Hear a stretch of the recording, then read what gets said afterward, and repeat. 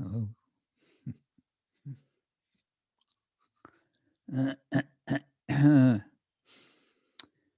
So here we are. Now we just wait for, there's Siddhanta Prabhu.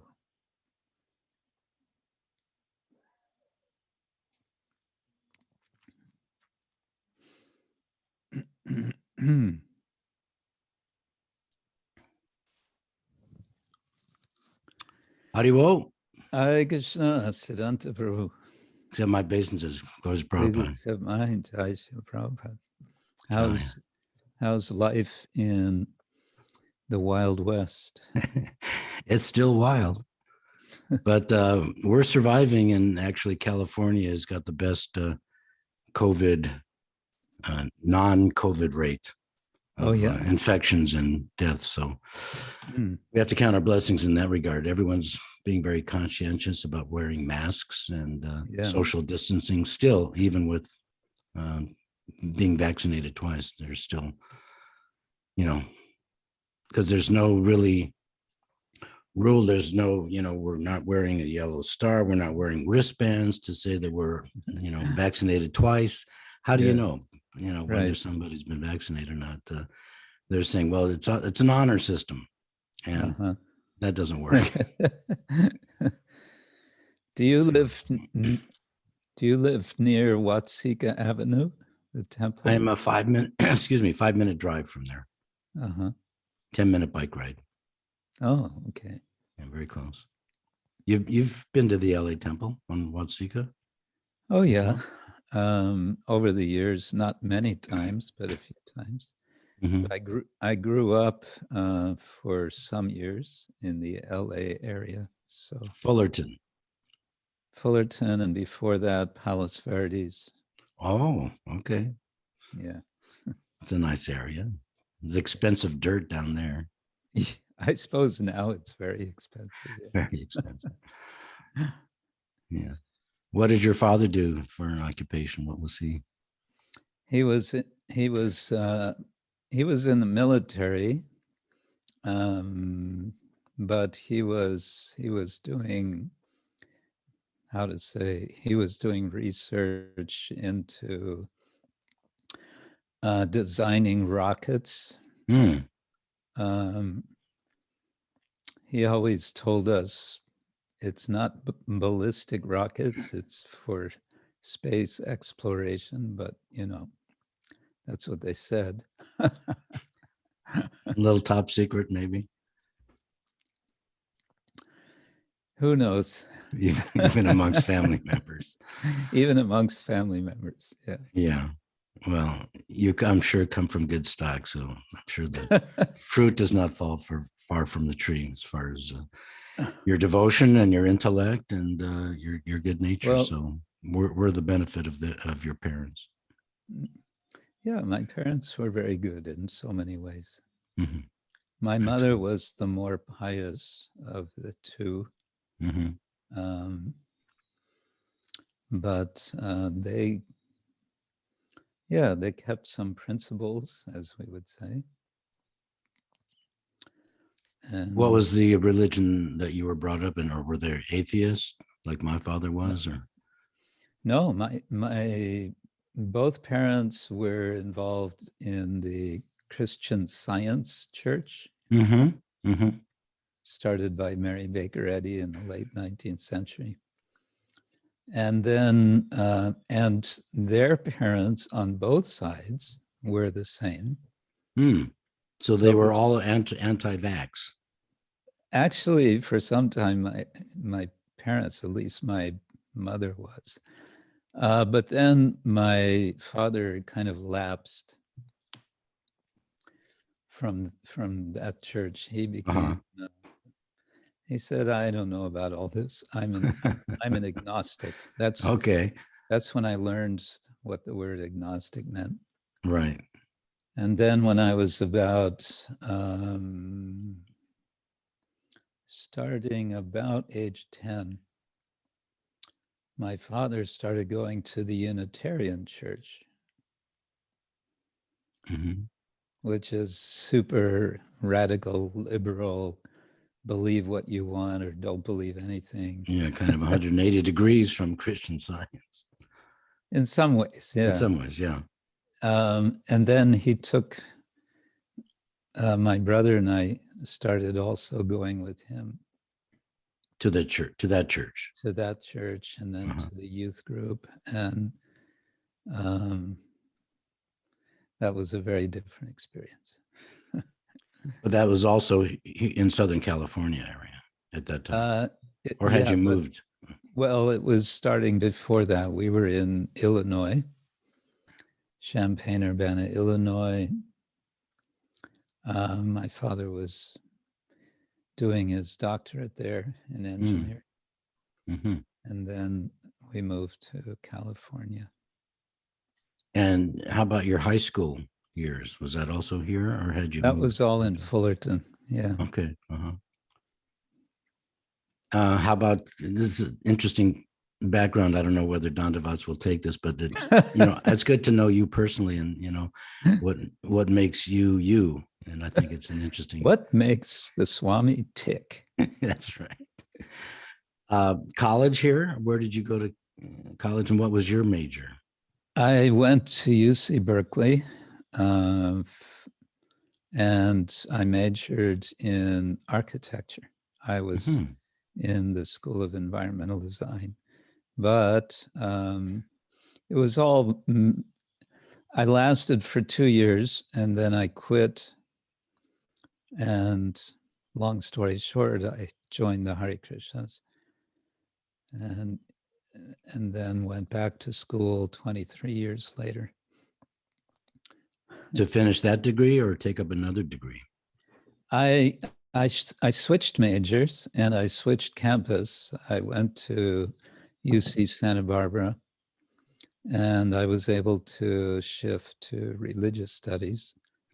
They have a very large religious studies department in Santa Barbara, including South Asian studies. So I was able to transfer and change major, and I didn't lose a single unit of credit. From the first 2 years? From the first 2 years. It was amazing. Right. They said, yeah, it's okay. Well, they're very liberal here in the California school system. Maybe they were amazing.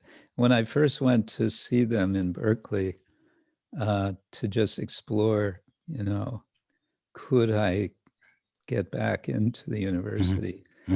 I met some administrator, counselor, and he was very friendly, and I was very kind of apologetic. I'm coming back after 23 years.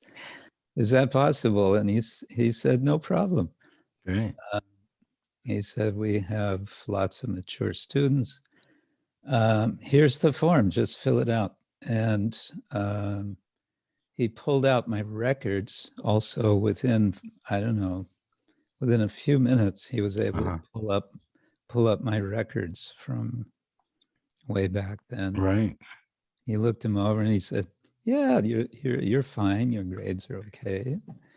And but I waited 1 year to avoid out-of-state fees. So I because you were not living in California? I wasn't living in California. I was in Germany. Okay. I hadn't been in California for more than 2 decades. So I had to first get a mailing address. Yeah, residence. Well, yeah, the out-of-state fees, I'm sure, are very high. Yeah. You saved a lot of money by doing that. 2.5 or 3 times. Yeah, interesting. So your time in Germany was within the movement, the world of ISKCON at that point? Is that why you were in Germany? Well, I was wandering the world, and then I met the devotees who I'd already been primed in Berkeley. You couldn't avoid seeing the devotees there and hearing them. But then I met them in Germany. I met Shivananda, Prithu, and Prabhu's, and just said, okay. And then Prabhupada came. So that was that your first exposure to the devotees there in Germany, or nothing No, here it in was, California? no, it California first? it was in Berkeley. In Berkeley, 2 right. years, almost 3 years before I met them. Yeah. Anyway. What? So this is actually leading up to, where did you got you're a doctor now? You have a doctorate? Trust me, I'm a doctor. I got a little badge someone gave me when I got my. But I shouldn't go to you for any surgical procedures. But that was at Santa Barbara. That's where you obtained that degree. No, that was Oxford. In the UK. In UK. Yeah, I just finished the undergraduate degree in Santa Barbara, and then I went back up to Berkeley, not to UC Berkeley, but to Graduate Theological Union. Maybe you're aware, they're just 2 blocks up from UC campus. And I went there because at that time, Hridayananda Maharaj was there, and Brahma Tirtha was there, and they were trying to get a kind of affiliation with GTU, and it was looking hopeful, and they said, oh, you should also come. Why don't you apply, do your master's here? So I did. I was admitted, and for 1 semester, we were all there, and it was great. And then, what year was that? I'm sorry to interrupt. What year was that? So I can kind of visualize where you are. That was 97, 98. Mm-hmm.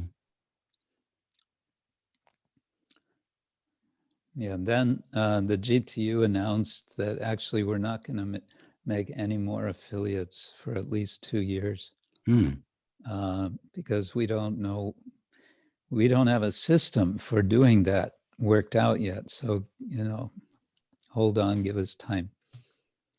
So Hridayananda Maharaj said, okay, I'm out of here. He went back to LA.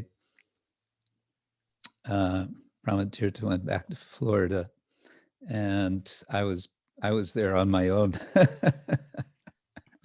to finish my degree.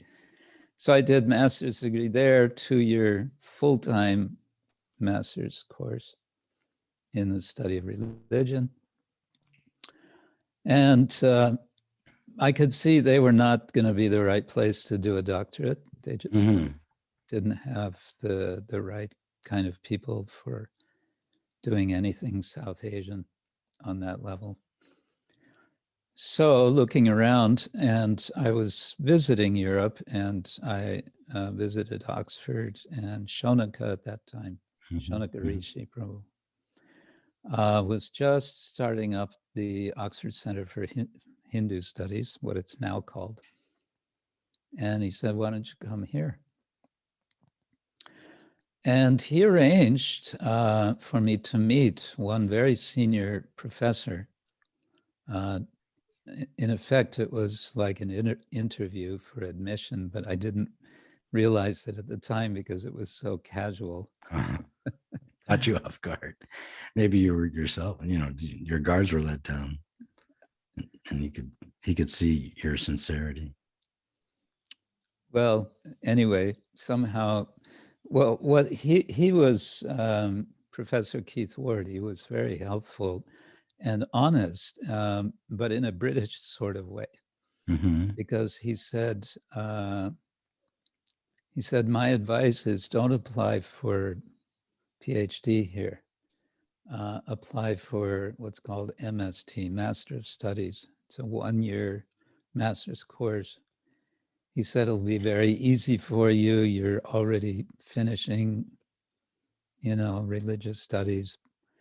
But if you apply for this, in effect, he was saying, you're pretty sure you can get in on an MST, whereas PhD coming from outside, good luck. More difficult. Yeah, just, maybe you get, maybe you don't. Good chance you don't. But being British, he didn't say that.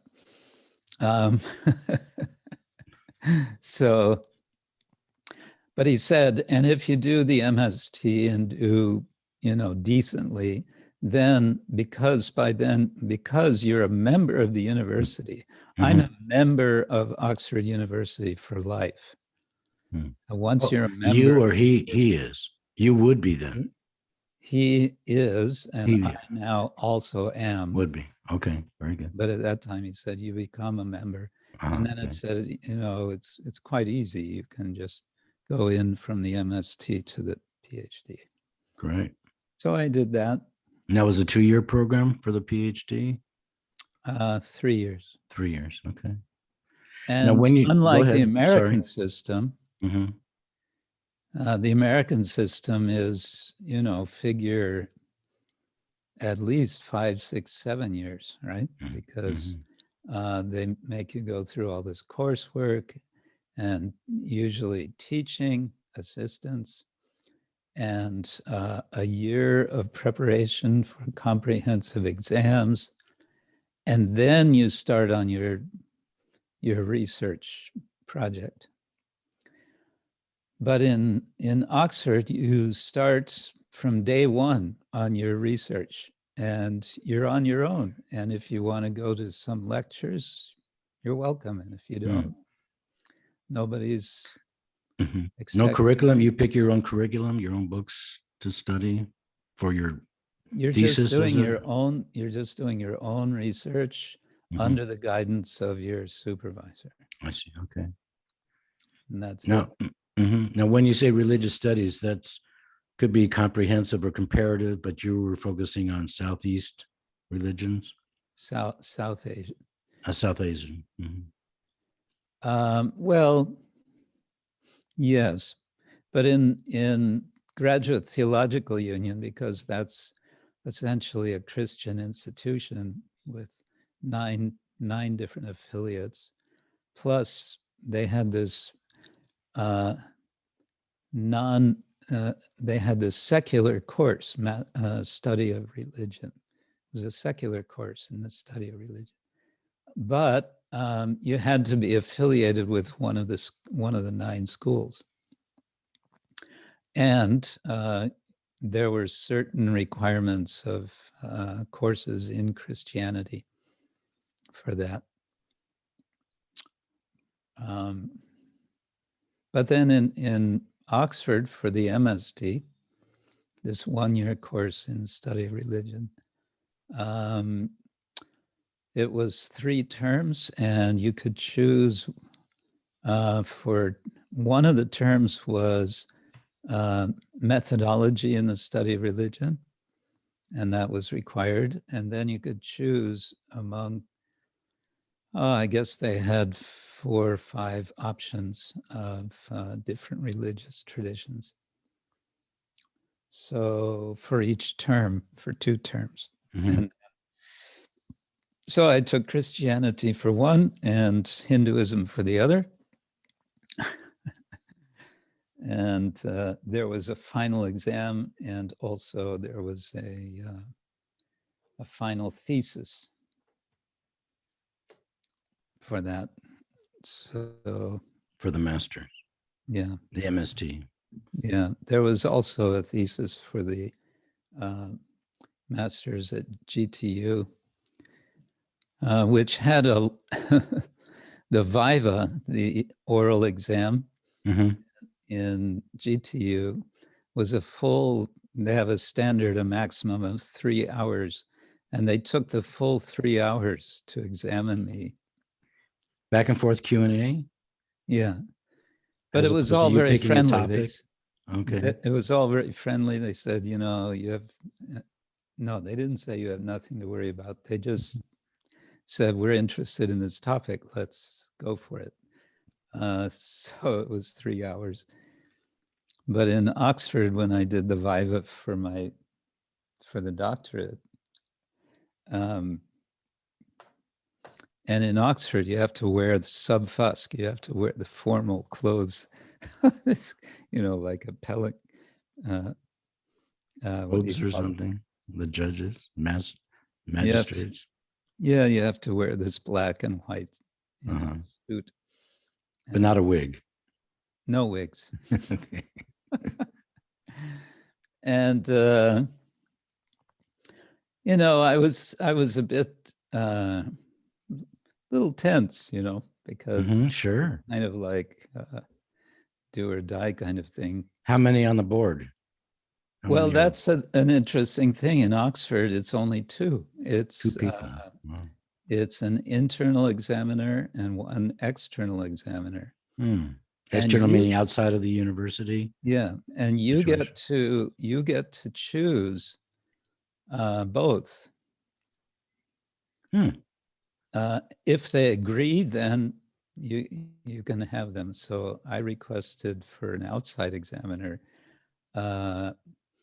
Professor Kim Knott from Leeds. She's written on Hare Krishna. She wrote one of the earlier scholarly books. She may have actually been initiated at some point. Nobody knows for sure. But she, anyway. So she was there, and then Christopher Wood from Regent's Park was my internal examiner, and he knew, he had some background in Indian studies. I think not a whole lot, but something. So anyway, I went in and sat down, and the first thing they said is, "You have nothing to worry about. You did fine. Let's just have a conversation." Nice. That has to put you at ease somewhat, right? Yeah. And then after an hour and a quarter, they have, legally, they can take up to 6 hours. Also, the one's doctoral supervisor is allowed to attend, but he or she is not allowed to speak. But my supervisor, Frank Clooney, didn't come. So it was just us. And then after an hour and a quarter, Chris Wood said, "Well, I think that kind of does it. I would have a few minor points that, minor corrections for you to make, which I've noted. If you can make those, get them back to me in a week, then you're good to go." Fantastic. And Kim Knott said, "Gosh, well, I would like to talk about this for longer, but okay." How many pages was your thesis? Pages, I don't know, but in Oxford, they have a maximum word count of 100,000 words, which is, you could say, a sort of an average 200-page book, I guess. In Cambridge, it's 80,000 words. And when Tamal Krishna Goswami was there, he was doing his doctorate at Cambridge under Julius Lipner, and he was really struggling with this limit, because 80,000 words is not very much, and you can't go one word over, including. So maybe I should introduce Chitrakarani Devi Dasi. She's patient. She's sitting, waiting. And as I told you, Siddhanta Prabhu, it's been Chitrakarani really who made this film. Fantastic. Unbelievable. I just been empowered. Yeah. And determined. We can get into that. So nice to meet you, Mataji.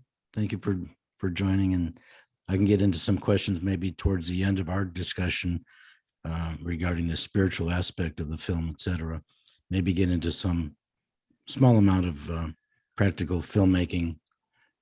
Whether they use this for the Dandavats.com article or not, at least it'll be there for anyone else who might be interested in the technical aspect of filmmaking and making it your thoughts, your ideas come to fruition, which, it certainly comes across on the screen. And so we can get into that too. But just to go back a little bit, what age and where were you? You joined the temple. You officially were initiated in the UK.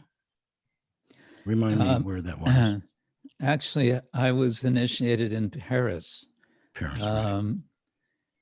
I joined the temple, a small preaching center in Stuttgart, Germany, in June of 1972. As I said, I had dropped out of university because not long before that, President Nixon changed the draft law in such a way that I felt, you can say, safe to not get drafted and go to Vietnam. So,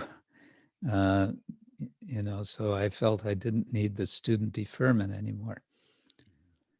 So I met the devotees, decided to stay with them for initially thinking, well, let me just kind of chill out and be with devotees for a while, get my bearings, and move on. But within 3 days, they had me with a shaved head and had me on the street in a bright pink dhoti and, the whole works. And of course, I was hearing about Srila Prabhupada every day. And then after 2 weeks of being with the devotees, the news came that Srila Prabhupada would be coming to Paris. And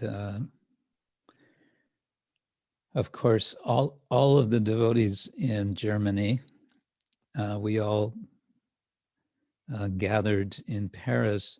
By that time, there were perhaps 60 devotees in Germany in different places. It's good size. There was Hamburg, Dusseldorf, Munich, Heidelberg, and Stuttgart. I think those, and Berlin, I guess. So there were a few centers. And so for some reason we were asked, at least, I don't know who decided, but before going to Paris, we drove up to Hamburg, which at the time was, so to say, the main center for Germany.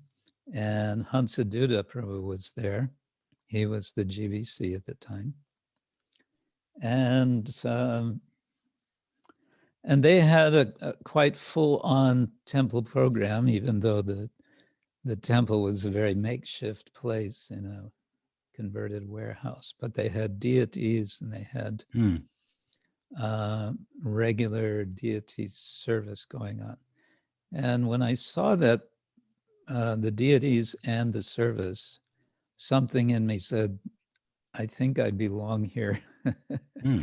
I think this is what I'm looking for. And then that evening, a few devotees sitting around casually, I think we were sipping milk at the time. Hansaduta was there, and we were all going to be leaving for Paris the next day. And a few of us were not initiated. I guess some had been around for a longer time, some not. But he kind of just went around the room, one after another, and asked us, do you want to be initiated? Picking you off, yeah. In Paris. Just like that. And you had been there for how long?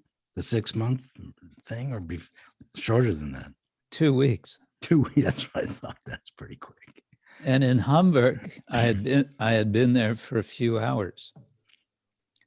And I met Hansaduta.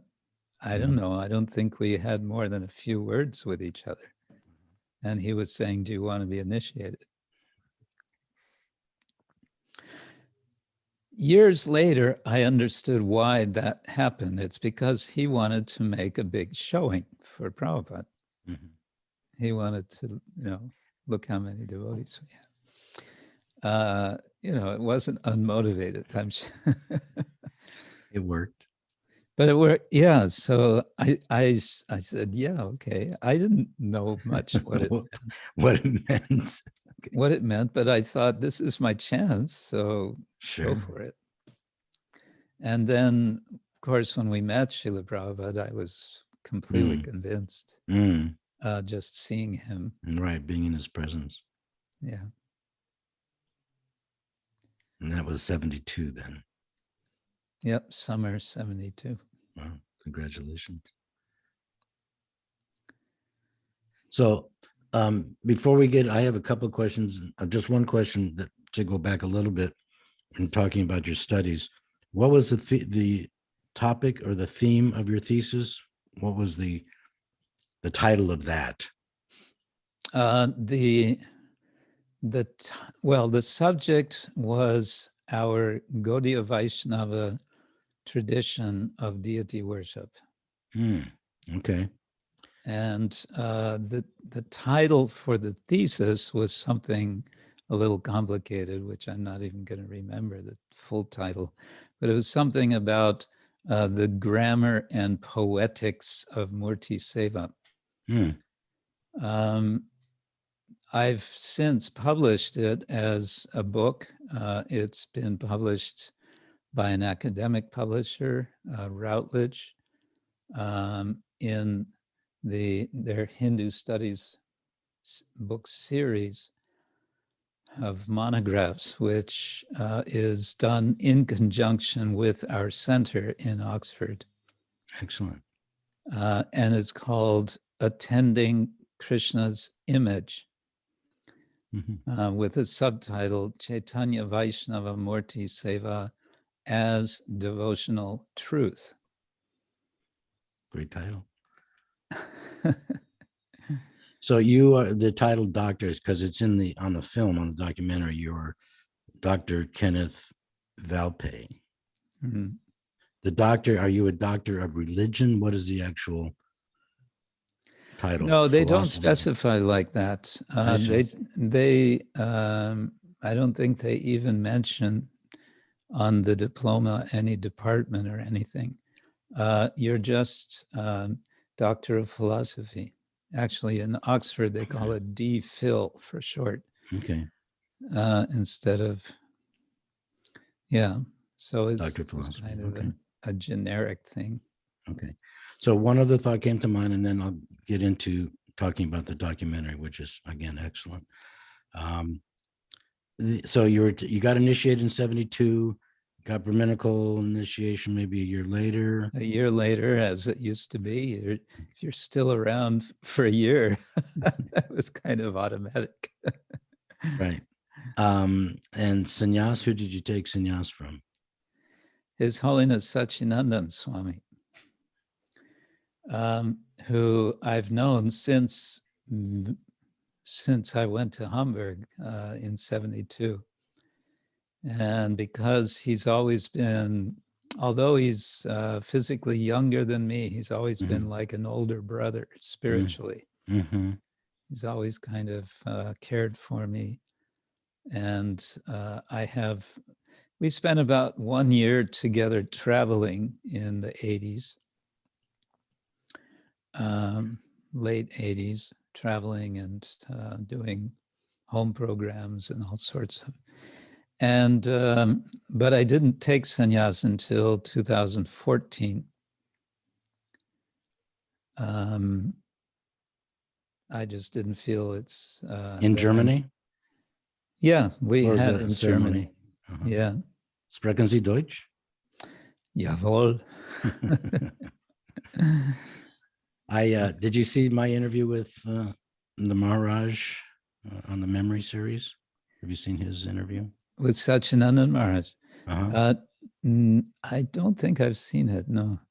Okay. I'll send you the link.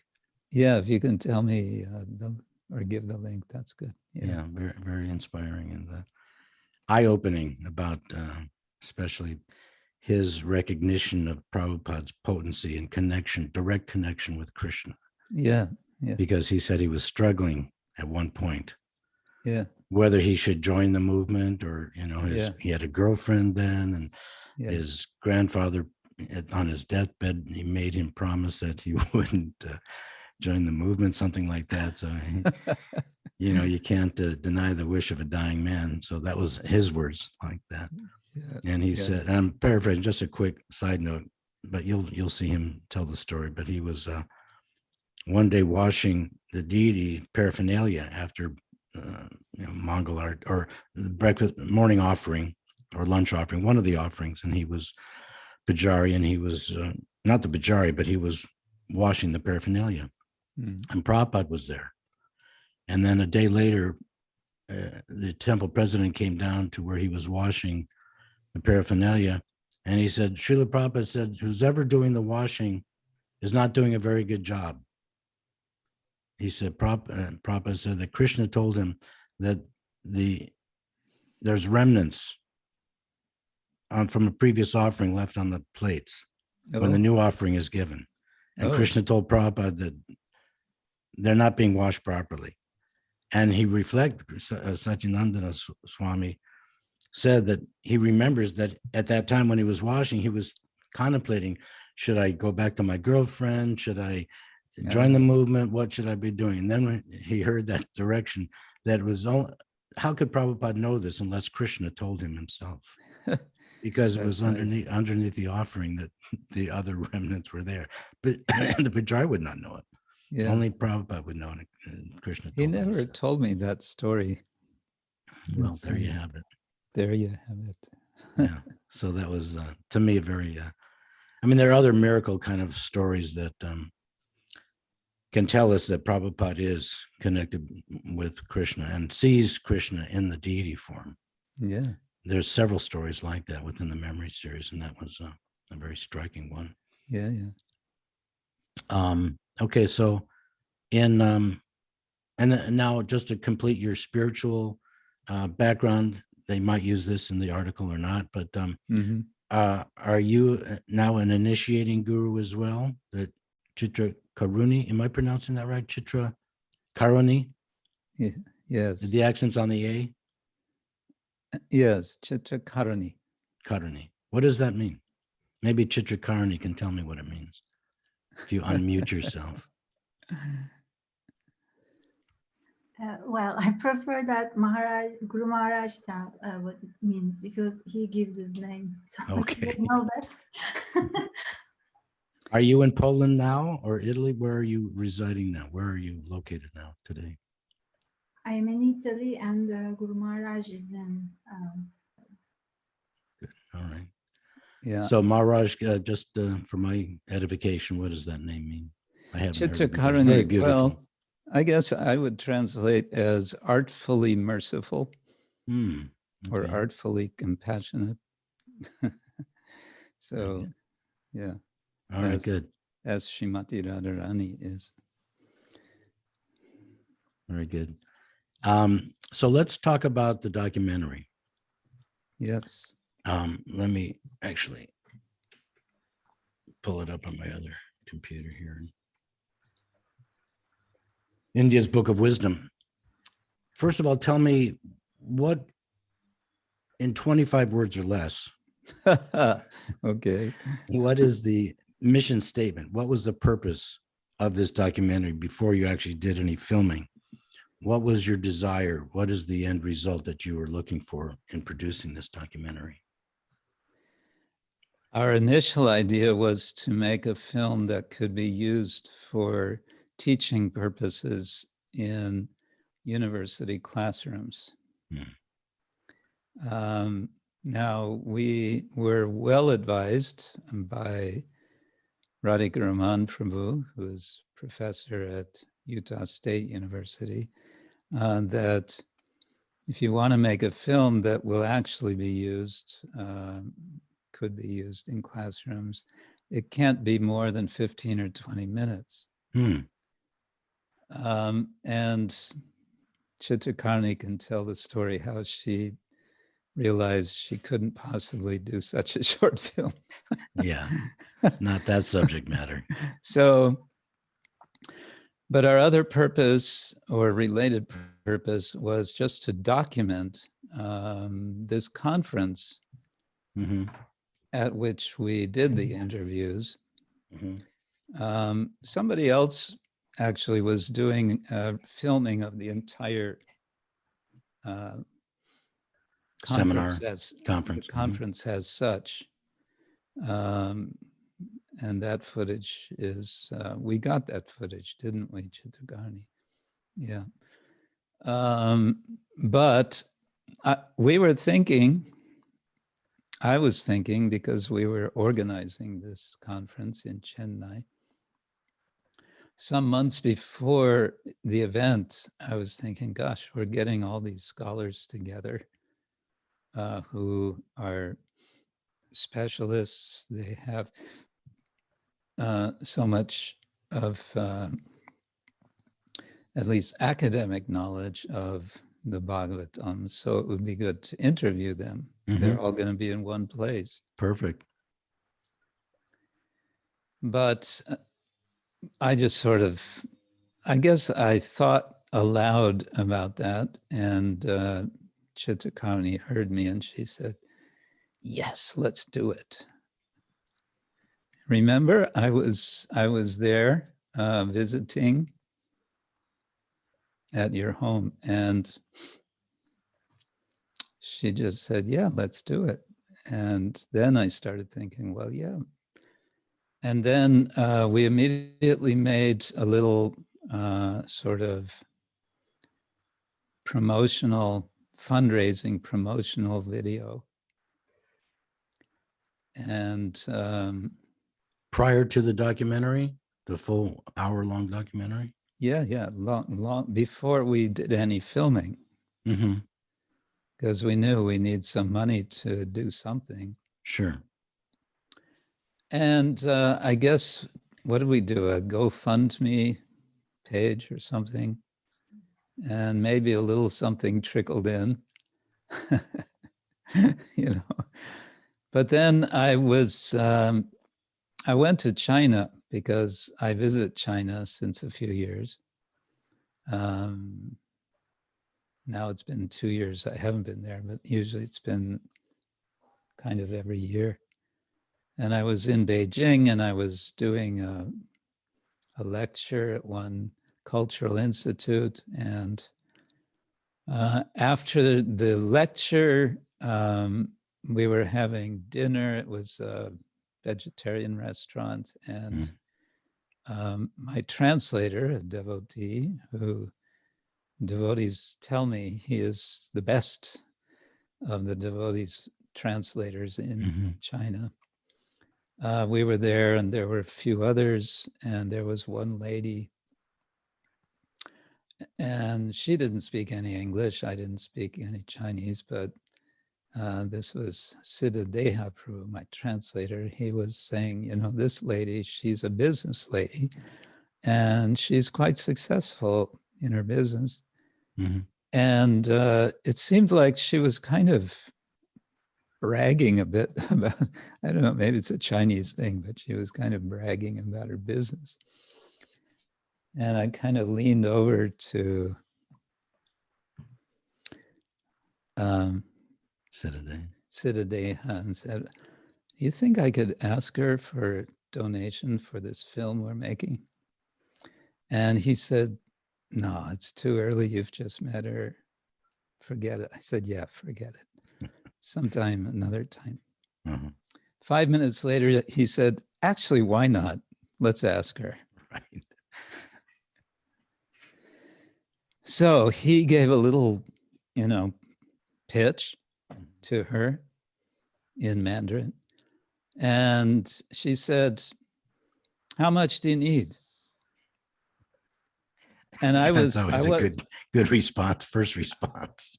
I wasn't ready for that because I really had zero, I had no idea how much we needed. I sort of remembered once Yogeshwar Prabhu, our godbrother, told me that don't even think of making any film for less than $100,000. Mhm. He said, don't even think of it. Yeah. So you threw out that number? No, so I said, well, I think, no, I didn't say I think. I just threw out 25,000.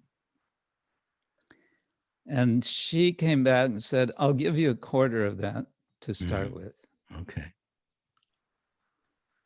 Okay, great. Well, that turned out to be exactly what we needed to do the basic filming in Chennai. Wasn't it, Chitrakarni? Yes, exactly. It was 5,000 euro. Yeah. So, you know, that was Krishna. We just fell into place. Is there, tell me, what did you realize from that? Give me some spiritual lesson that you learned from, you know, if you don't ask, you don't receive, or, you know, give me some, what realization did you get from I just putting took it it out there? as, I took it as a nod from Krishna, like, Okay, go ahead. Yes, you can do it. It's a good thing. It can happen. That's all. I've always felt that if Krishna wants something, if I have some idea and Krishna wants it, then doors will open. I know a lot of times on Sankirtan, the mind has a very fickle nature to it, and tends to be very negative, at least for me. When you approach somebody and you're being mental on the material platform, and you're thinking, oh, that's a businessman, he'll never take a book, or, you know, you come up with so many reasons why you might not approach a particular person or ask for donation, like you were saying with this lady. So overcoming that, you know, I mean, hearing these stories like that, I think gives inspiration and hope to people, devotees, whatever situation they're in, and asking for a donation, giving for a book or for a project like that. You know, it's inspiring to say, what the heck, you know, if Krishna wants, there's no harm in trying, in other words. Exactly. And I am, unlike Sachinandan Swami, since you mentioned him, you know, he has a sort of green thumb for raising funds. I'm the opposite. I just, you know, it's just not there. But when Krishna wants, it happens. I mean, this was a small amount, but it got us started. So the majority of the filming was done there at the conference in Chennai? Yes, it was. And it almost cost Chitrakarni her life. My God, she became so sick after this. Oh, from what, drinking the water, or just overextending herself? From overextending, working herself, 20 hours a day or something. Because every night she was going through all the footage that we'd done, and checking and whatever she can tell you. And then she was, she got quite seriously sick after that for weeks. You had to go to the hospital there in Chennai? No, just homebound? She went back to Italy, but then got sick. Wow. You feeling better now? Because the production was in February. Is that when you finished the film? No, 4 years has passed. That's 4 years ago you finished. Okay. No, 4 years ago we started. The conference was in January 2017. Okay. And then Chitrakarni got sick for weeks, months actually, before she started getting active again. And then I was sometimes kind of asking, so what about the film? And there was no kind of clear, we had no idea, you know, we did everything exactly the wrong way. You're supposed to have a plan. We didn't have a plan. I was going to ask you about that, whether We there had was a a bunch script of- or not. We had no script. We just had a bunch of footage. So then I said, how about if you just take each of the interviews and make them each into like a separate video, and we can post them on YouTube, and that will kind of get the juices going to think about making a film out of it. So yeah, Chitrakarni, why don't you tell how that happened? Yes, actually, there was a script, but to be honest, I'm not a movie maker, and so before going to India, I make a quite short course on how to shoot a documentary. So online, I learned filmmaking in 1 month because I'm a designer. I don't know anything about movie making, anything. Thank God, thank Krishna for Google. But actually 1 year before that, we shoot a movie of Guru Maharaj while he's taking sannyas initiation. And Guru Maharaj asked an authentic footage of sannyas initiation right from the start till the end. Guru Maharaj wanted that it has been recorded. So we recorded everything. So that was my first practice in movie making. How many cameras did you use for that? Two, just 2 cameras. And so this was my first experience of how to use a camera, how to make editing. Before I didn't know anything. So we went to India and I write a script, but after making interview with 13 scholars, and each interview is like more than an hour. Sure. And we should make a documentary of only 40 minutes. So it's a vast amount of knowledge, information, and so there was like a mountain in front of me. Sure. And I don't know what to pick, what to put, how to create the, you know this because you make these hours and hours of interviews. So in the end, as Guru Maharaj said, we decided to edit each interview because they were very precious. They were really very nice interviews, lasted very long between a scholar and Guru Maharaj, and they talk about Bhagavatam. So we created a YouTube channel for Oxford Center for Hindu Studies, Bhagavata Purana project. It was what kind of project? We created a YouTube channel for Bhagavata Purana project for Oxford Center for Hindu Studies. And as we edit each interview, and these are all been made with prominent scholars, I started to upload these interviews to this YouTube channel. So 13 scholars you interviewed. Yes. And how many cameras did you use for the interview sessions? 4, 3, sometimes 2, generally 4 for each interview. So it took 2 years to edit each interview. But I think that was very nice, and I think it was Krishna's plan, because if somebody watches this documentary, if they want to go deeper into that, they can find the original uncut version of all the interviews. So I think that's really great. That's amazing. And then when we had this interview, then I could start to see in that moment what they really speak about. And then watching. Sure. I started to create a story. Right.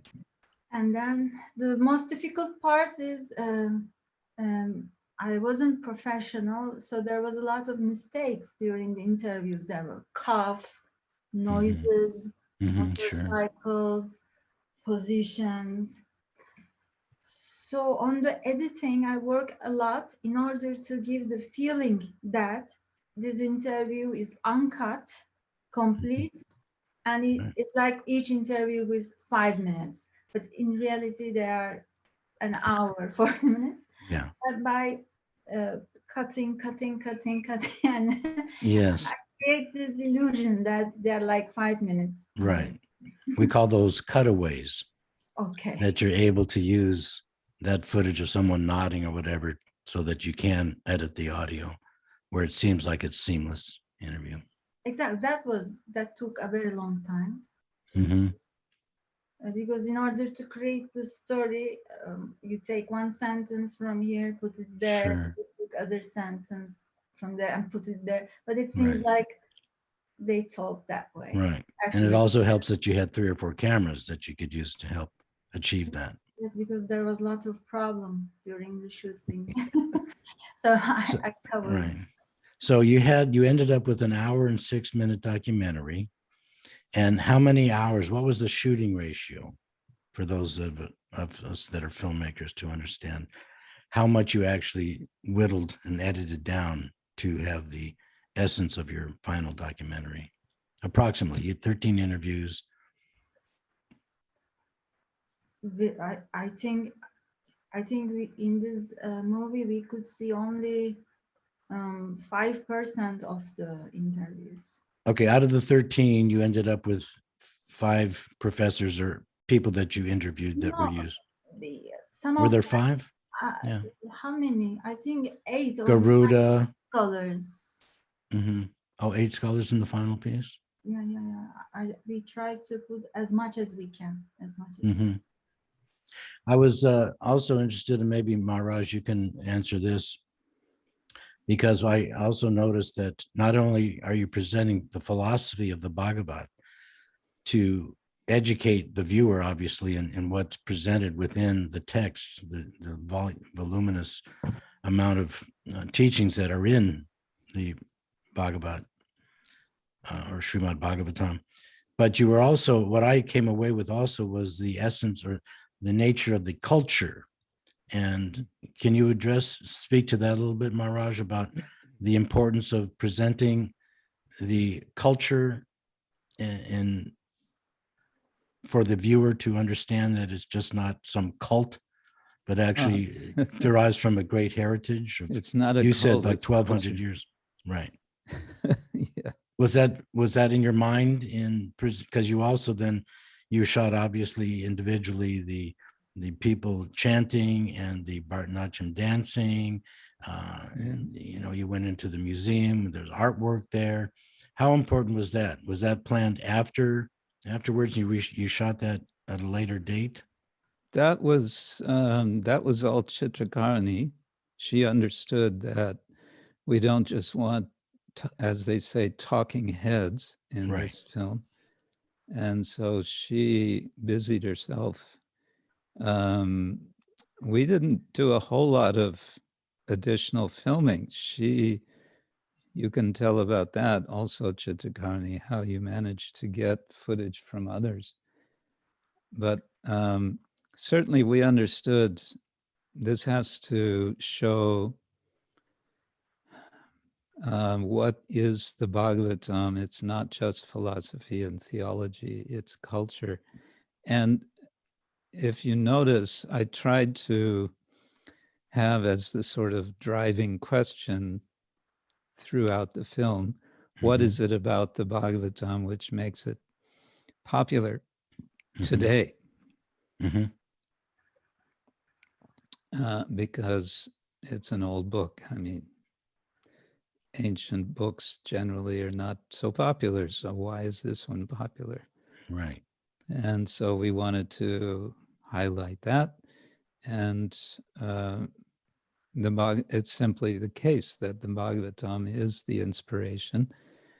Of course, mainly it's 10th canto that's inspiration, but it is a basis for so much um, performing arts and visual arts and music and on and on. So that was an essential part going in, that you needed to show that there was a great heritage and cultural aspect to the text, so that it gives relevance to the viewer, Yeah. that it's just not some new cult or some new Yeah. religion that's being presented. Yeah. Well, also prior to making this film, and kind of as a result, or kind of related to this, Radhika Raman Prabhu and myself had put together an edited volume published by Columbia University Press called the BHAGAVATA PURANA, Sacred Text and Living Tradition. It has 12 articles on thematically organized into two general categories, namely the world of the Bhagavata and the Bhagavata in the world. And so we wanted to also make this visual, or make this cinematic, if you like, that there are these two sides. And I guess you could say we wanted to emphasize that the Bhagavata is in the world. It's having its effect. It's part of people's lived religion. It's not just theory and so on. When you interviewed each of the 13 professors or individuals, and you ended up with maybe 5 or 6 in the final version, did you go into each interview with a particular topic in mind for that individual? Was that structured in any way to have variety within the interviews, or was it just kind of like ad lib? No, I did some planning, because I knew all of the professors more or less. I knew their scholarship. I knew where they were coming from, so to say, what their particular interests were. So I would say I was, tailoring my questions to them as best I could to get their to get their enthusiasm. I think we wanted, especially for them, to show their enthusiasm, and I think that does come through. Absolutely. Generally, that they're enthusiastic about the Bhagavatam. Yeah, that helps the viewer as well to know that you can see and feel their sincerity, and it I think strengthens your own confidence that this is something bona fide.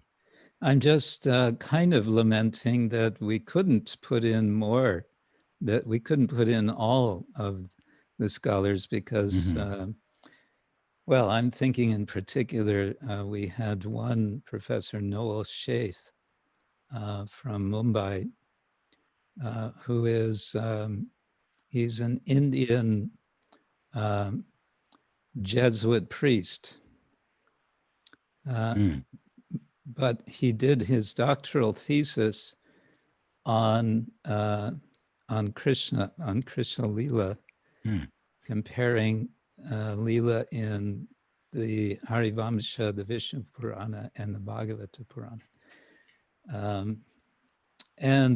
And he gets really enthusiastic about the Bhagavatam. And it would have been so nice to include him.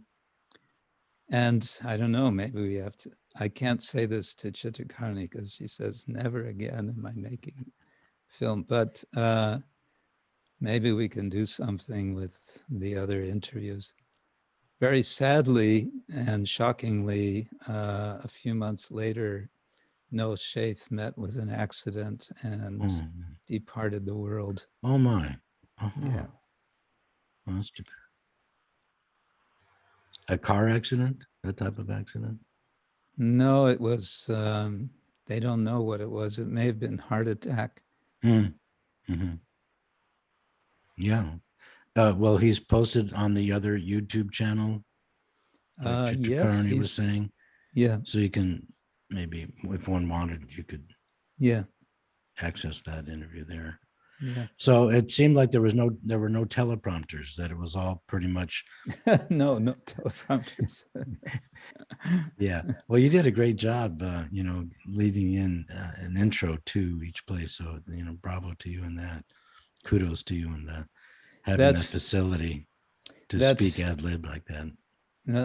Some of the footage you see in Kanchipuram at this Vaikuntha Perumal temple. Mm-hmm. And what we didn't show was that when we first showed up there with this van and a film crew, the priest came running out yelling and screaming. They said, "No filming, absolutely no filming." I mean, they were like adamant. And we said, okay. And then we thought, all right, well, maybe we just go further down the street and we can film from a distance. Mm-hmm. They said, not within 1 kilometer. Hare Krishna. So that's thought, what, for us Westerners, that's 2.2 miles or something like that. Is that what a kilometer is?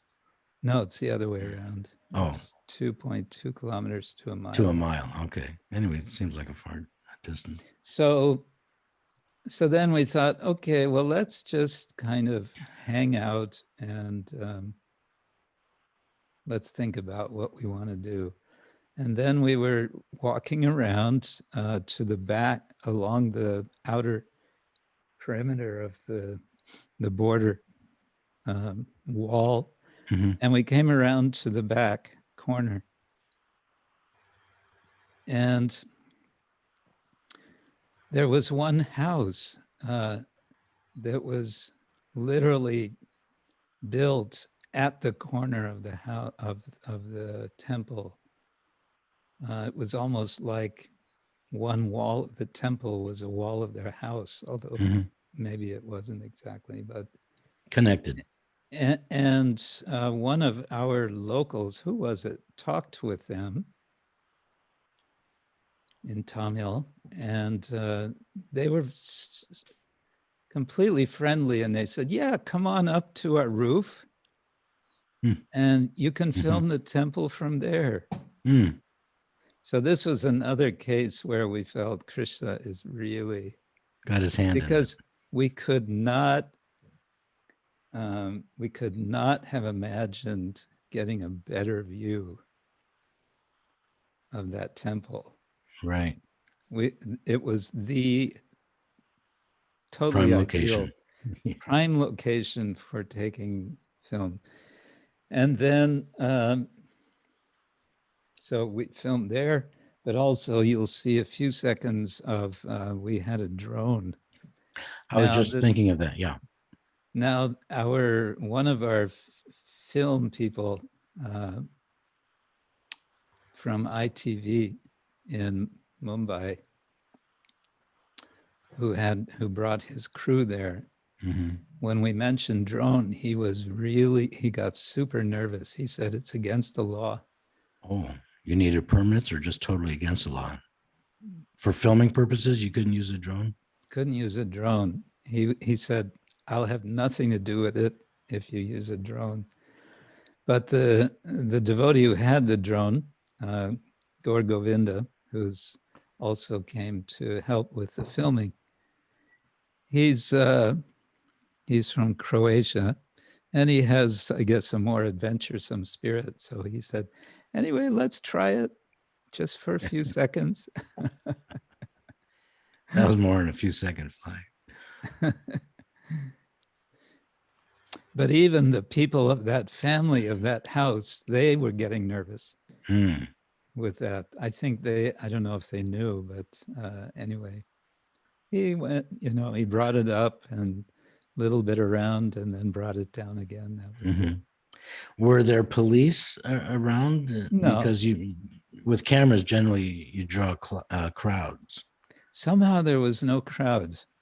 Mhm. No. And then I also noticed when you shot the interviews, you were able to find different locations to make it for variety's sake, right? Mhm. Chitrakarni, that was intentional, that you had different locations for each interview. So there was a little bit more time in setting up and breaking down.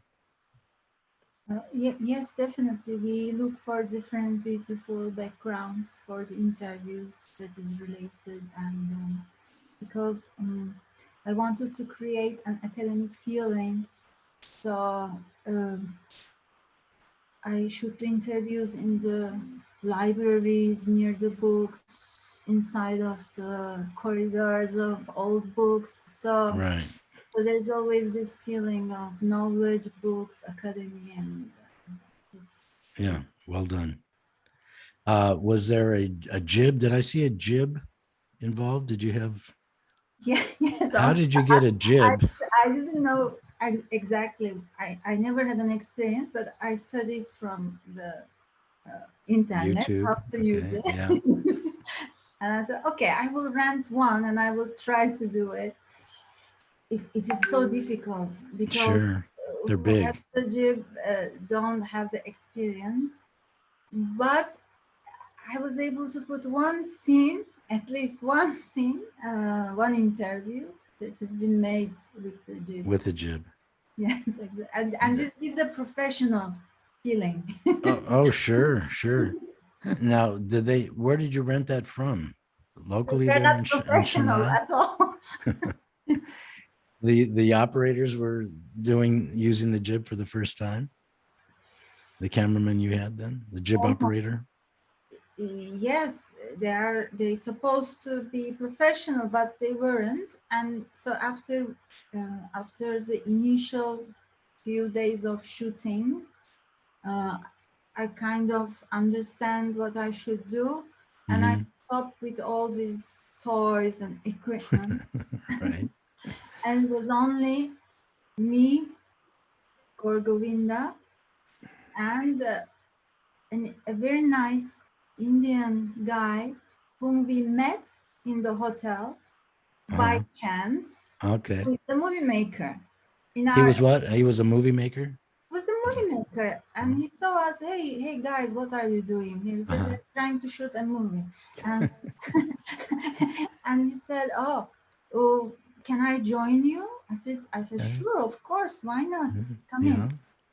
And then in the end, after the first 3 days, there was only Gorgovinda, me, and Dilip.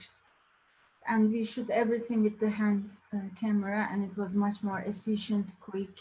Mhm. Because with a lot of crew, everything becomes very complicated. Sure. Well, it was very steady. I mean, if they were handheld, it didn't look like it was shaky cam. So they did a Yes, good job. but yeah, they were shaky, but somehow during the editing, Mm-hmm. I tried to remove the The shake movement. Uh-huh. as much as possible. And when Were you feeding audio? I'm sorry, go ahead. and Go ahead. Govinda Prabhu sneaked into the temple when we were in shooting on the roof. The Vaikuntha Paramount Temple. Yeah, he took his He camera snuck and in, yeah. Uh-huh. and he gets amazing, wonderful, every detail inside of the temple. Did he need an external light or just the available light? No, available light was okay. And as you know, during the editing, I can brighten it up. Sure. So everything went well. Yeah, for sure. What about your audio? Were you feeding all the 3 or 4 cameras the same audio, or were you editing from one camera and then syncing the other visuals up to that one camera? I believe I completely collapsed in audio because I think I made a horrible job with that because I'm a designer. Usually I can understand something, but when it comes to audio, it is much more difficult. It's so technical. It's so difficult, and audio is everything. It's more Yes, important than the exactly. it's everything. So who was your sound man? There was no sound. No, you had to feed the microphones. You had lavalier mics on everybody or shotgun mics? Yeah, somehow I was controlling everyone. I was checking their levels, of course. But Okay. I was doing, you know, like it's like intuition. I try to understand, try to feel it. I don't have technical knowledge about it. I was just checking if everybody's colors are the same, if all Yes. the levels are okay, if there is Yeah. distortion or not. And Yes. Gorgovinda, So you had your headphones and you went to each camera to check their levels? that I was checking everything. Wow. And so we had nice mix. Also, Gorgovinda helped me a lot. So Bless you. without him, I couldn't do it. So it was like it You got happened. lucky. It happened. We just worked 24 hours a day and we did our best, and then Yeah. something came out, and then with these materials that we had, How many days shooting? try to create something with it. How many days shooting in Chennai and the other location, the other temple? 10 days, 11 10 days. days shooting, 10 or 11 days. And then what about the external, the other B-roll type of shots with the Bharatanatyam dancing and the gentleman in the library who was chanting or singing a song when Maharaj was there reading the book? And This movie couldn't have happened if Gorgovinda and Shamgopal Prabhu. Gorgovinda is the disciple of Sachinanda Maharaj. okay. And Shamgopal Prabhu is the disciple of Bibi Govinda Maharaj. And he stayed in Vrindavan many years, and he shot the Reconnection movie, and he got many awards with this movie that he shoots in Vrindavan. Maybe you know, it is called Reconnection. And he's so talented, he's a movie maker. So he had all these amazing shots that he did in Vrindavan in many years, which he did as a service for Bibi Govinda Maharaj. On the other hand, we have Gorgovinda, who is shooting all his entire life, and he has an amazing collection from Vrindavan, and very generously, like angels, they opened me, they gave me all their materials, and they sent me everything, whatever they want. I said, I need this, they sent me. I said, oh, I need something like that, they sent me. So they were so helpful. So without them, it wouldn't be possible. Yeah, that's great. What did you shoot in 4K or HD? What was your HD? And what about their footage? Was it compatible when you edited together? They also shot HD that you didn't need to. They were all HD. Yeah, it was beautiful. Well done. What about the shots of the cutaways, the B-roll of Prabhupada's books and the pictures? Because I know you focused a lot. Oh yeah, I did them at home. You shot that? Not the computer. Yes. You shot that at home? Yes, when I was needing it, I was shooting and I was. You use the similar camera that you used for all the interviews in Chennai? You own one of those cameras? All the cameras were completely different. Some of them are 24, some of them are 25. Their definition is different. Nikon, Canon, Sony, they all have their different files. Yeah. Yes, so color correction took like 7 months to correct all these colors, because colors were all different, texture were all different. Right, amazing. What editing system did you use, just for our technical? Yeah, Final Cut. Final Cut, very good.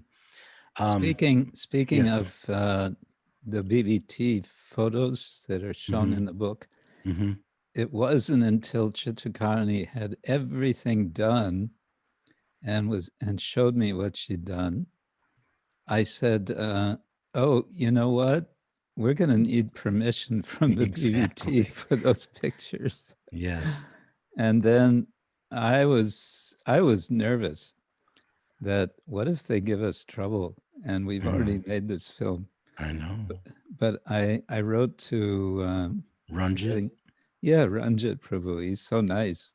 Yes. Said just fill out the forms. So I filled Mhm. out the form, Mhm. and then he wanted more details. That took some time. It was a bit back and forth. Chitrakarni worked through that.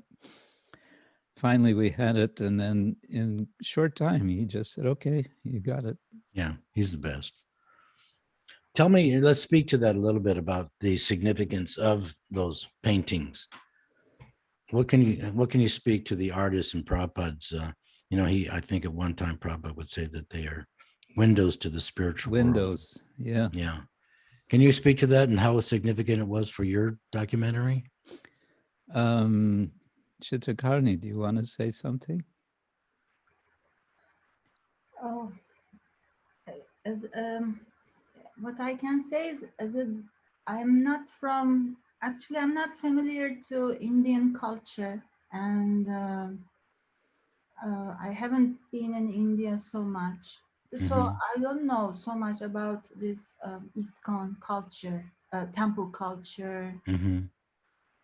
I'm not familiar with this, so I kind of follow Bhakti Yoga path, Prabhupada and Guru Maharaj at home.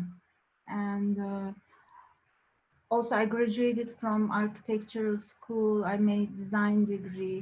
So I Mhm. really have nothing to do with Indian culture. And so But how significant was it that you were able to? It yes, seemed like that you I were able just to. think that there are people like me who are not Mhm. familiar with Indian culture, but Mhm.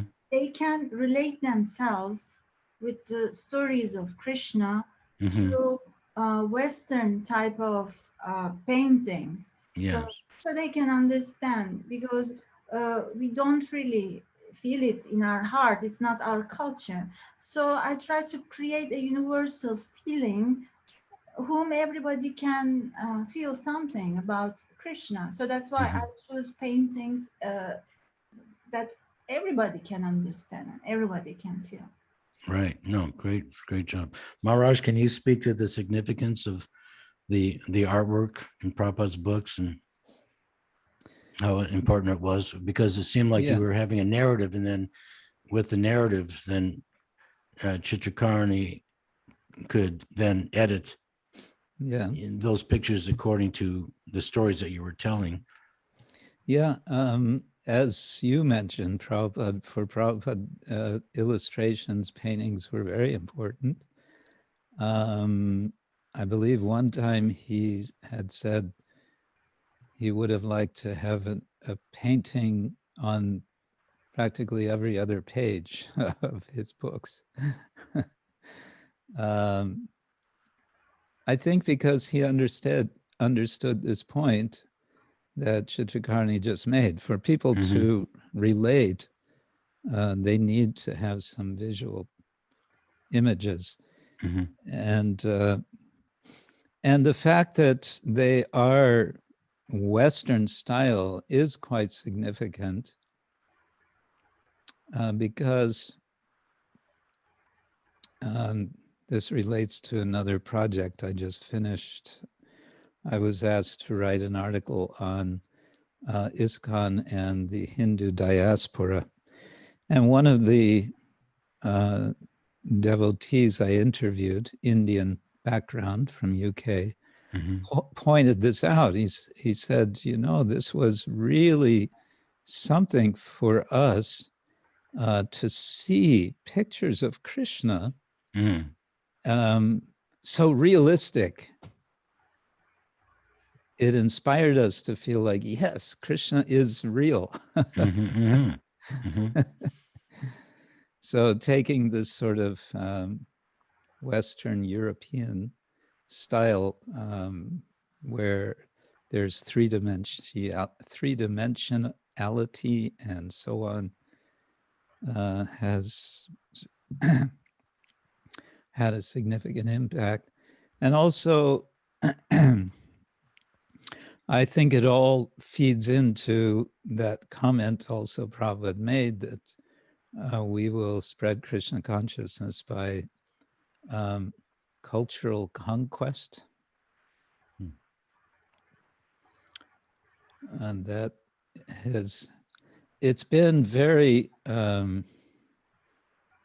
very much in the music field from quite early, you know, in our movement. It started with, well, in my mind, it started with Achyutananda Prabhu singing Bengali bhajans as an American New Yorker. And it wasn't very much, I mean, that whole history, you know, from talking with so many devotees, but and that's thriving. There's, you know, the second and now the third generation, they're doing so much extremely talented professional music now. But in the visual side, there are the paintings, and it's something we don't think or talk so much about, but it actually does have quite an impact, I think. Right. Coming from originally you know, Christian Scientist background and Judaic Christian type of upbringing, forget the Judea, but Christian background, how do you see this documentary if you were to put yourself in the shoes of when you were being raised as a Christian? Is there any benefit for a Christian or a Jew to view your documentary? What can they get out of it? We would hope they could get some appreciation of what they probably think of in quite stereotypical ways. Generally, people who have no idea except some stereotypical ideas of Hinduism, so-called, may not even be aware that there's the book, the Bhagavata. I think our hope would be that they could go, okay, well, they also have their Bible.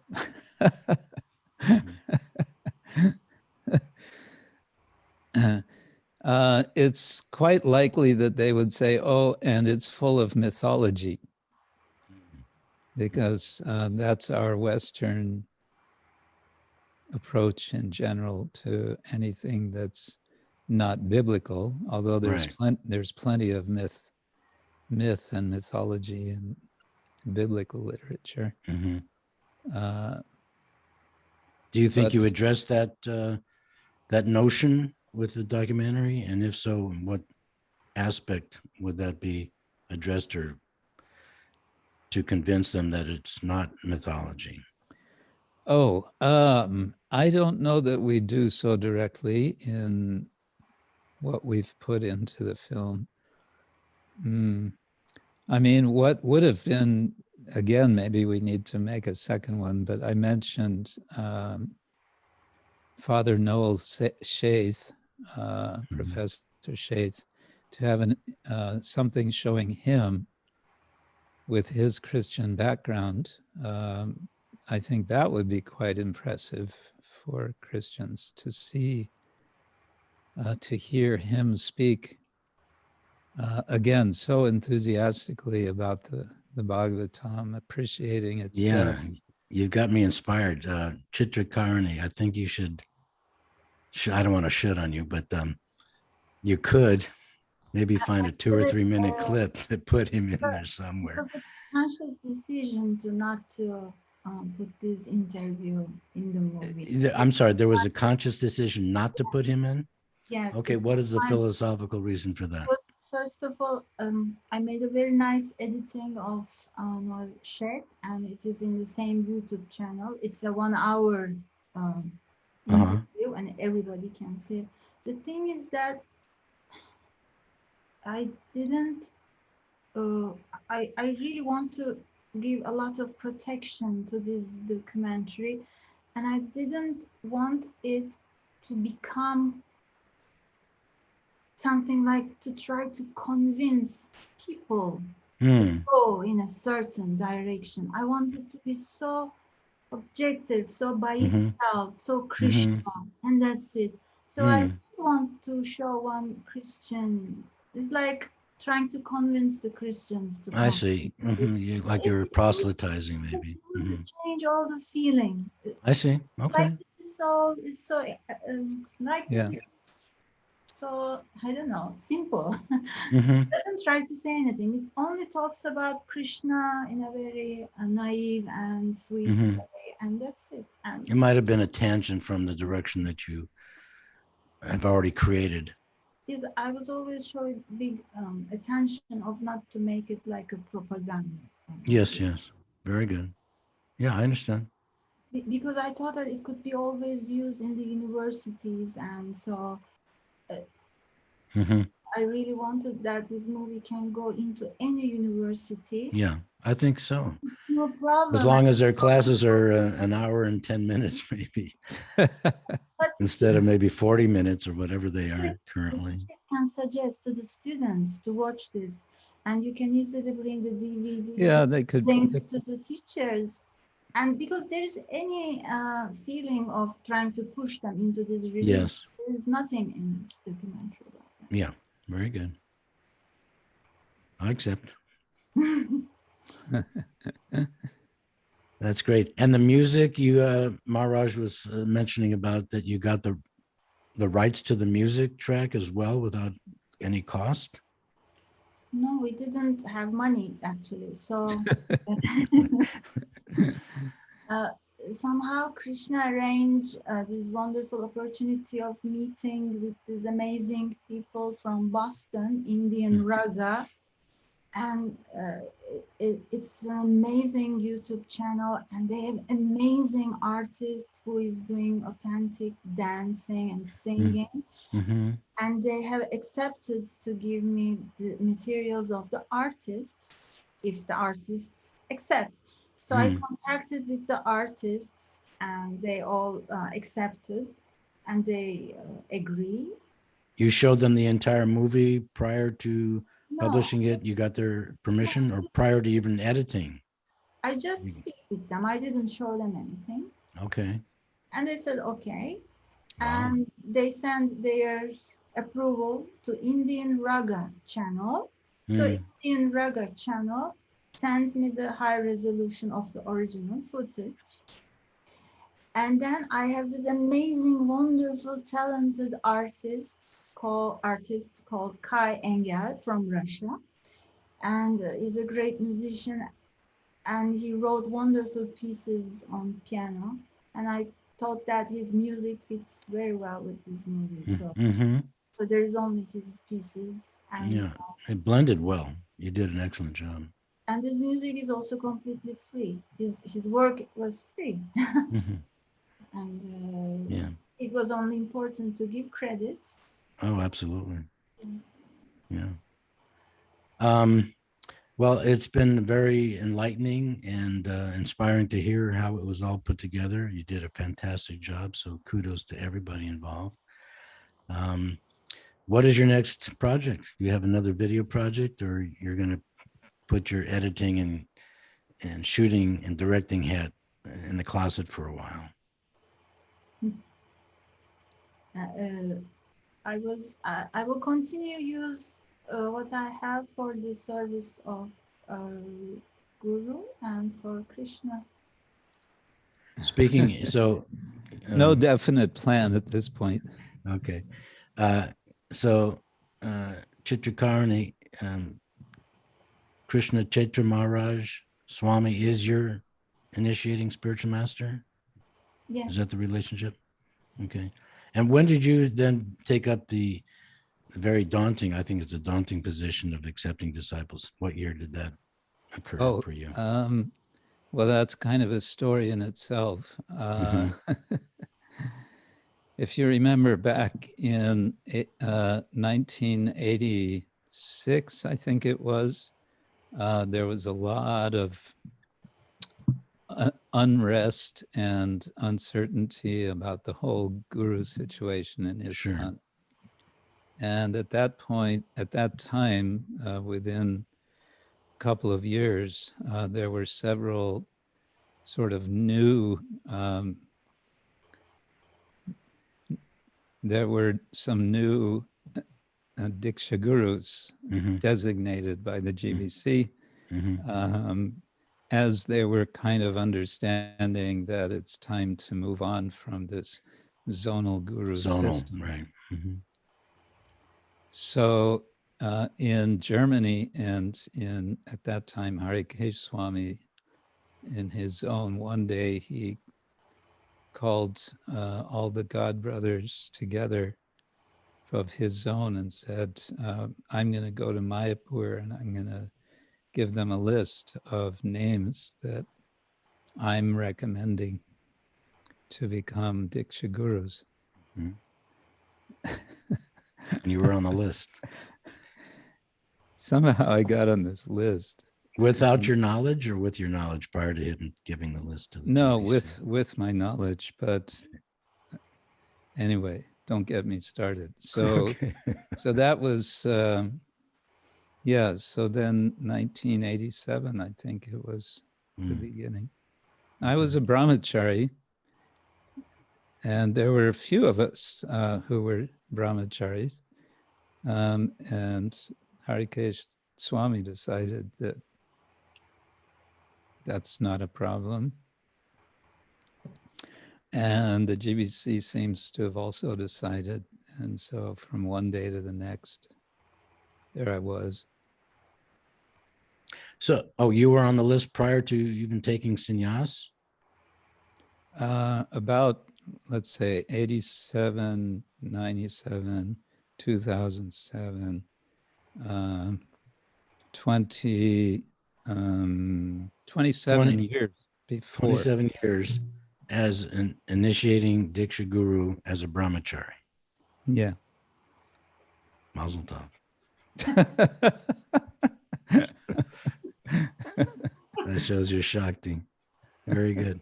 I don't have any other topics that have come to mind. Is there anything else that you would like to share with the public about your documentary? And that's all that we haven't comes to touched my on? mind. Thank you for your very thoughtful interview and your encouragement for us. Oh, well, you're obviously getting how many? Well, at this point, let me refresh this channel here. At this point, you have 8,600 views, 8,780 views as of, where are we? May 27th. It looks like you published it on February 25th of this year. Is that when you uploaded it, Chitrakarni? Yes, exactly. Yeah. So, I mean, that's fantastic. So it's getting well played, well viewed. It's also going to have a Chinese version, which will include a short interview with one of our scholars from China. And we'll have with Chinese subtitles. And that will be, I don't think in China they can access YouTube. So I guess they'll have their own ways of making that available. And Chitrakarni, you'll be editing that in the current? She already did that work, right? It's on one of your timelines. Yes, and the movie has been sent to China, so they should only make the subtitles. And we published the movie 3 months ago at the Appearance Day of Lord Nityananda. May I make one comment about your subtitling? Sure. I don't know if it's too late. There's one typo, I think, that you can easily fix, I'm sure, if you agree with the suggestion. I should take a note. 1 second. Yes. And it's on one of my notes here, but see if I remember. 19 minutes and 27 seconds into the film. Yes. To 19 minutes 34 seconds. Yes. I think you're speaking with the lady who was the head of the There's only one lady you're interviewing this piece. I forget her name. But you know who I'm talking about? The head of the that institute. Yeah, the institute, right, where it was taking place. Yes. She's talking about, or maybe it's a man, I can't remember, whatever, but that is the exact time, 1927 and 1934. You're talking about involving children. No, maybe it's man, it wasn't her. But look at that, 1927, 1934. You spell involving E-N instead of I-N. Okay. And I believe that is a typo. Yeah, okay, I will correct it. It's very easy to correct. Thank you. Yeah, so, but very small, but I'm not criticizing, I'm just pointing out something that has come to my attention. We love hearing critics. Also, we come to this point while asking to many people. So it's thank you for. It's a small, that's the only thing that I would, maybe fix for later versions. No, but now with YouTube, it's very easy to put subtitles. Okay, good. But as a side note, there is another documentary that it was also edited on Final Cut Pro that received the Academy Award for Best Documentary about 5 or 6 years ago. And it was also shot with 5 or 6 different cameras. So that was not an issue for it winning an Academy Award. And it's called, I think you can find it on Netflix. It's not a spiritual film, but it, just so that with confidence that you're working on something that also won an Academy Award using your same technology. It's called 20 Feet from Stardom, in which they also had obviously a tremendous amount of footage to go through and edit their hour and a half, in this case, an hour and a half final film. And what it's concerning is backup singers that, when you have groups, musical groups, there's always a lead singer, but then they have backup singers singing the chorus and whatever that to add in the production. And so this particular director interviewed 40 backup singers who they had the desire to become a lead singer. So essentially 20 feet from stardom, they're 20 feet behind the lead singer. Yeah. So that's the meaning of the name of the film. So in essence, he shot, and I went to a screening where this director and one of the performers had a Q&A, like we're doing a Q&A here after the screening. And I asked him my question, said, what was your shooting ratio? Like you had a shooting ratio of maybe 20 hours of footage that you edited down to 1 hour, but I'm speculating, better than me how much footage you worked with. But in this case, this director had a shooting ratio of 230 to 1. Wow. So he ended with an hour and a half. So multiply that by 230. That's how much footage he he had to shoot to create that Oscar-winning documentary. And he interviewed 40, but ended up with only 4 backup singers that he had in the final piece. Yeah. So you shot 13 professors or whomever, and you ended up with maybe 6 or 7, whatever. But that's just the nature of the beast. But I wanted to say that to you because you're using technology that is being used by Academy Award winners. So carry on. There you go. Yeah. So, with full faith, in other words, it's the story that it carries it through. That is the meaning. If somebody like me watches it, I could see there was different cameras being used. But, to the 99% of the viewing audience, they will not pick up on these technical things. Yeah. So you used it to its best use, and you carried the message through. It flowed beautifully without boring your audience. So again, kudos to everybody. Thank you. Well, it didn't bore most, but we got one message. One bored viewer. Somebody wrote a message on YouTube saying, if you have insomnia, this is for you. Oh. So We removed it today. I was going to say there's a little 3-dot thing. You can delete those comments. So, yeah, I mean, you're always you can't please everybody all the time. So and that goes with the, the territory. Yeah. Well, thank you so much, Prabhu. All right. Thank you. Glories to Prabhu. Prabhupada. And I will send you that Glories. link to Sachinandana's interview. Very Okay. inspiring. Thank you. All right.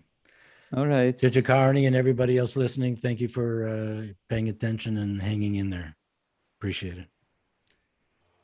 Have a great day and a great weekend. You too. Hare Krishna. Haribo. Thank you. Haribo. Hare Krishna. Jai. Hare Krishna.